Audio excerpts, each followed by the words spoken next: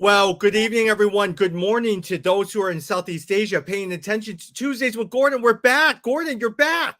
We are back, aren't we? Hi. All right. Good morning, Tommy. How are you? Been Good. a Hey, while. we're missing your usual background. Are you usually in Right. the same room without the background today, or where are you at? Well, I used to be cooped up in a little tiny space, and so I used a virtual background. But today I'm in a room that used to be my son's room, but since he's been married and moved out, Yeah, I've decided to occupy it. very good. How long ago was the wedding for your son? It was about a month ago. And my wife and I always kid with him and says, so he gets married, we go on a honeymoon. Yes, yes.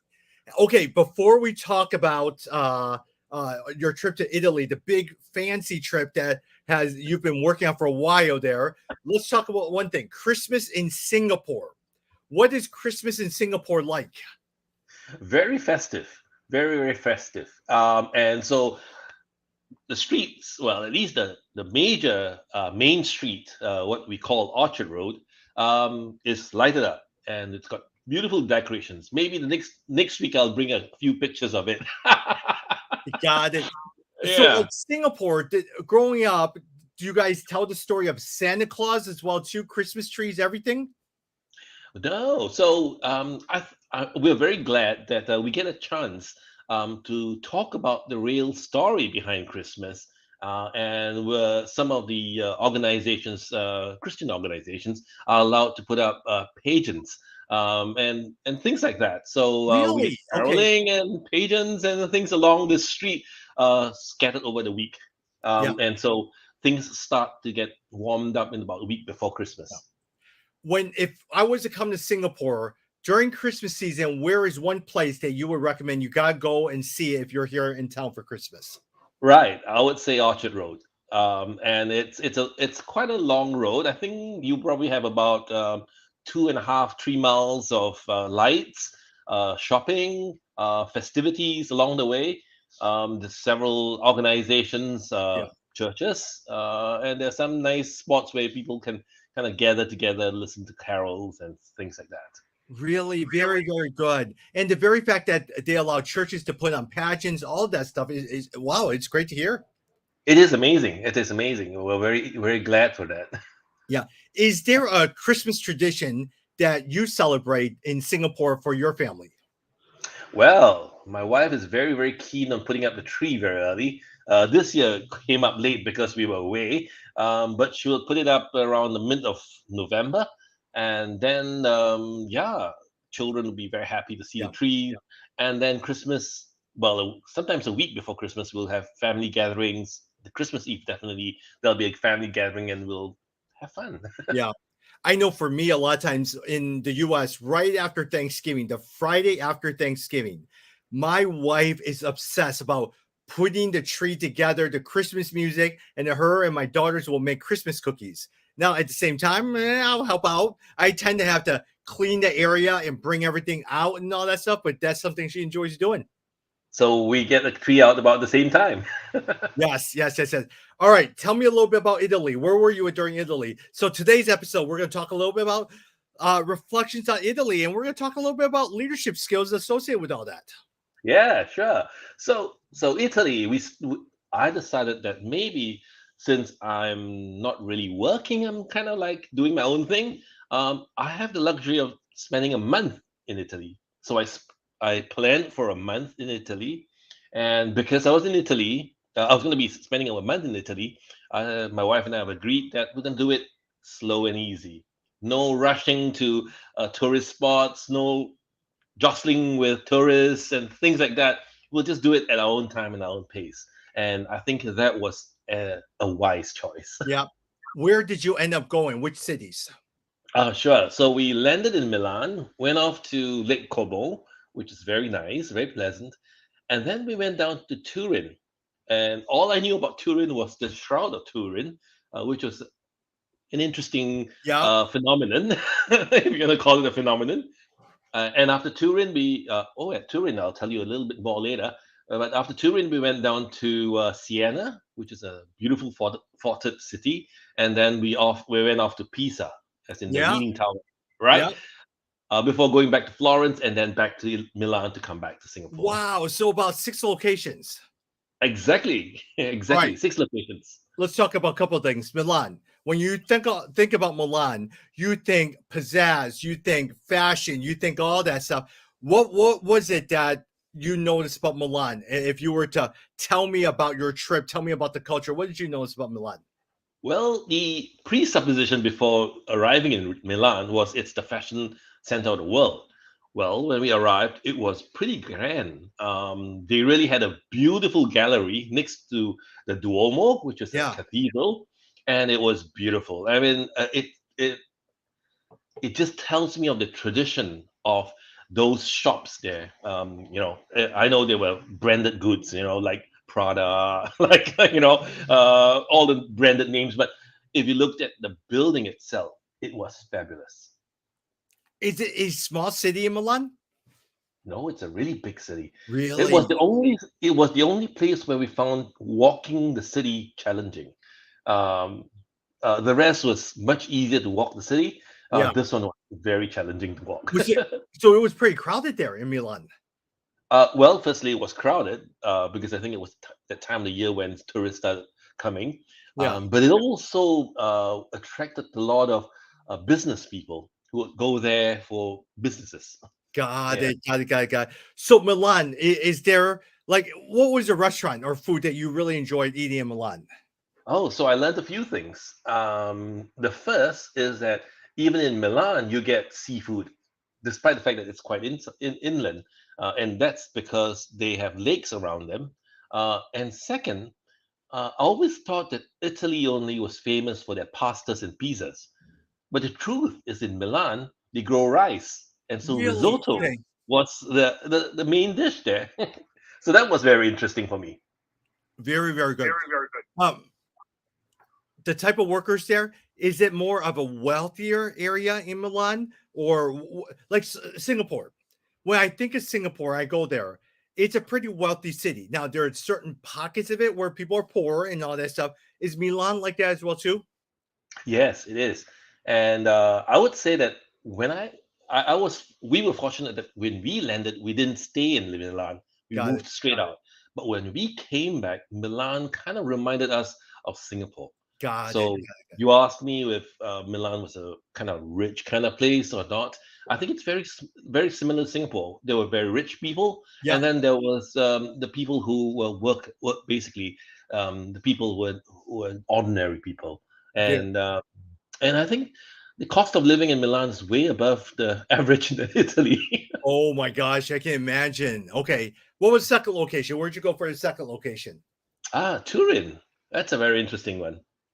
It's kind of like a bit off the tourist track, and you know we went there only for one reason, and it wasn't about Turin. It was about a place called Elba. In Elba, there are two things very interesting about Elba. First, it's famous for a truffle fair. You know that Yes, he's mushroom got me thing. and truffle. Yes, the mushroom thing. The one that where you dig and you. So we think that truffle hunters use pigs. That's too old ago. They use dogs now because the dogs are less likely to damage the truffles, and they have a stronger, a keener sense of smell, and so there's a very wonderful bond between the truffle hunter and his dog. Um, When you say that they use truffle dogs for truffle, what does that mean?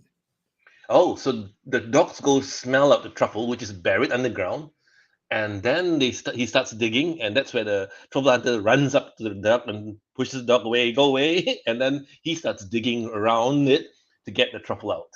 Really? So it literally is a mushroom. And so when they have truffle fries, truffle okay, that really is it. And they shave the mushroom. Yes, and this mushroom, unlike normal mushrooms which grow above ground, this one grows underground. Got it. Yeah, Ah, interestingly, they grow around the roots of certain trees, like the lemon tree or the hazelnut tree.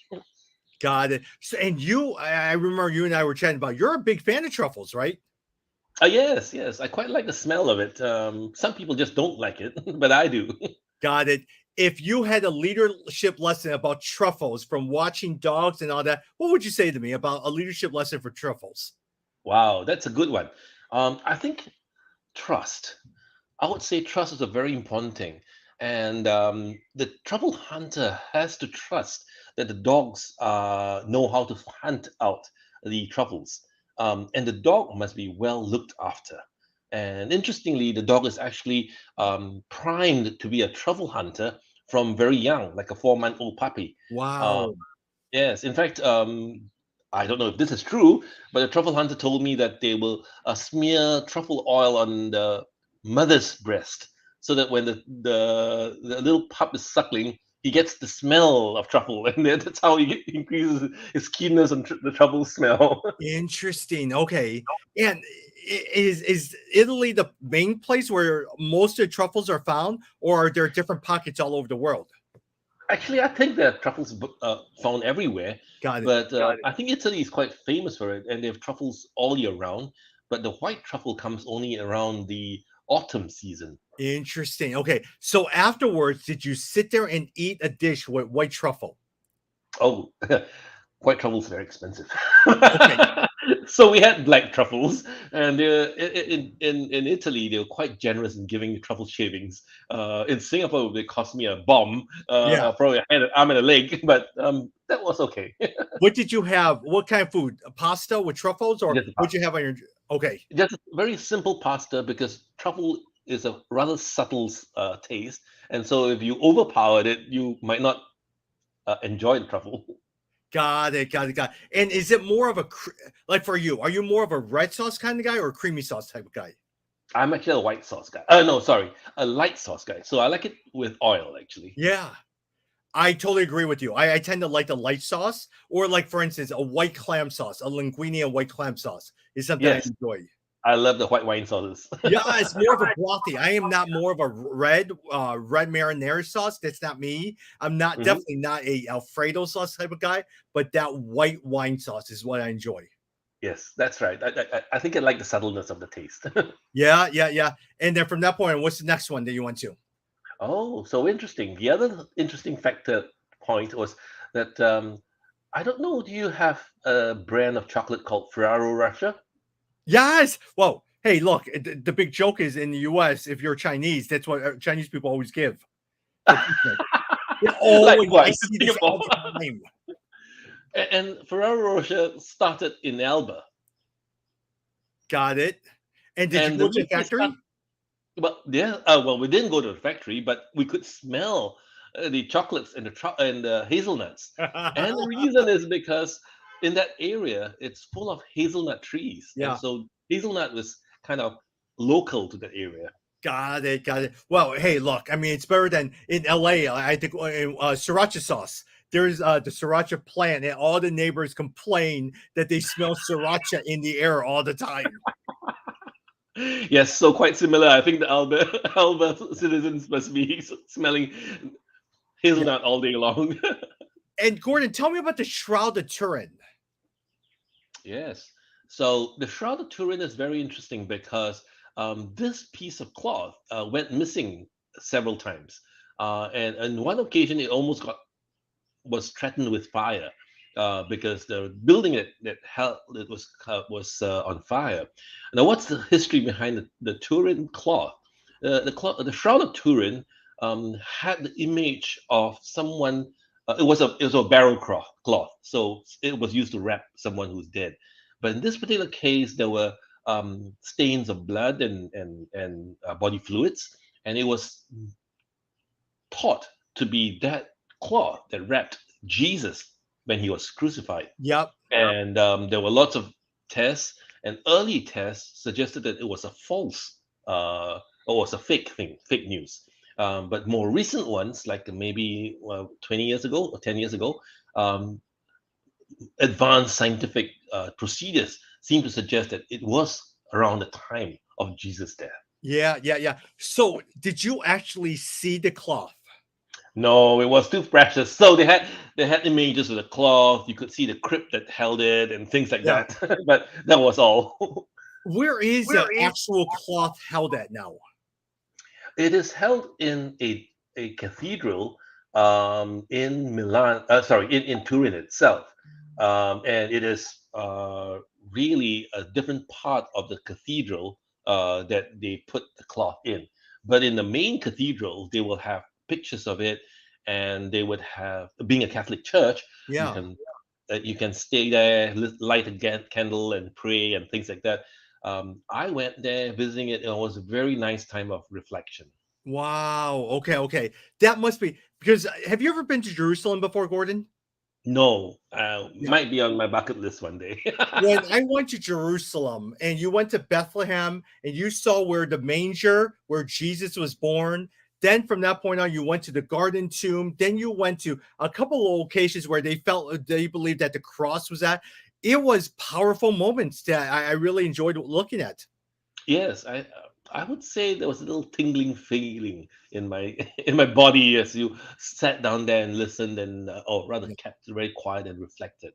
Is it a big exhibit, Gordon?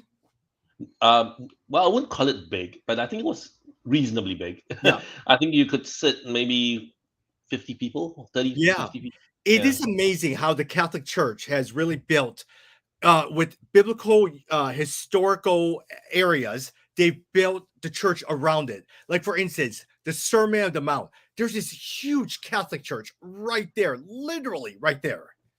Yes, it is, and they're so beautifully decorated. Yes, yes, yes, yes. Yeah. Wow. Very, very good. So Turin on that. Okay, another one that I need to ask you. Leaning Tower of Pisa. Tell me about it.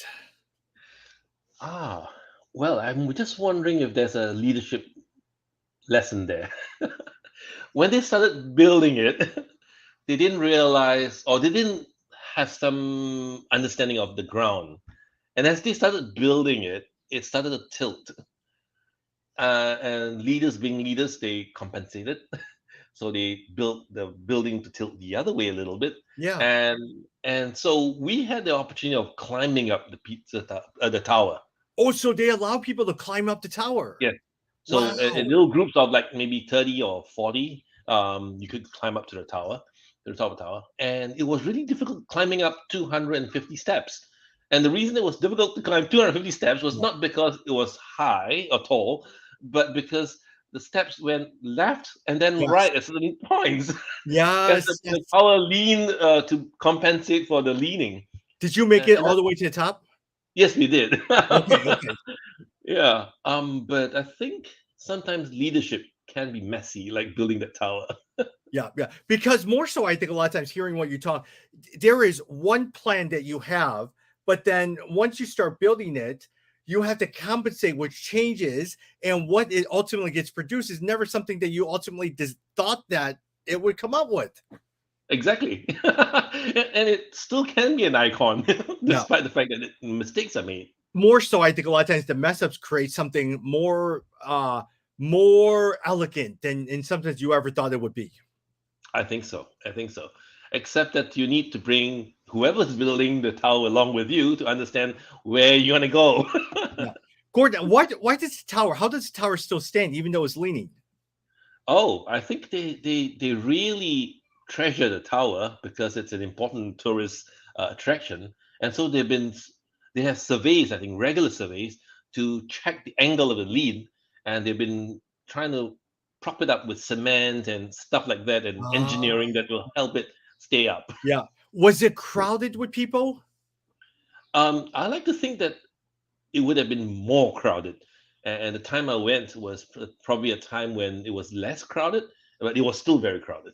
Got it. Got it. Got it. Got it. What was as we wrap up here, when you reflect on your trip, what stood out for you? What was one or two things? Was it the food? Was it a particular location? Was it something you did? What stood out for you? I think two things stood out for me. One, life is better enjoyed slowly. Yeah. I think that was something that really stood out for me because I could enjoy the food, I could taste the wine, I could, enjoy the scenery. And two, nothing goes as planned. Yes, because you probably had some hiccups with driving different places along the way, right? Yes. Which we can talk about in the next time we talk about. I'll talk to you Tuesdays with Gordon. Gordon, it's good to have you back. I know next week is the week, last week before Christmas. And then from that point, we head into New Year's, and here we are, 2023. Yes, amazing how the year has passed. Oh my gosh, it's good to have you back, and it's good to be with you again. Tuesdays with Gordon. See you. Talk soon.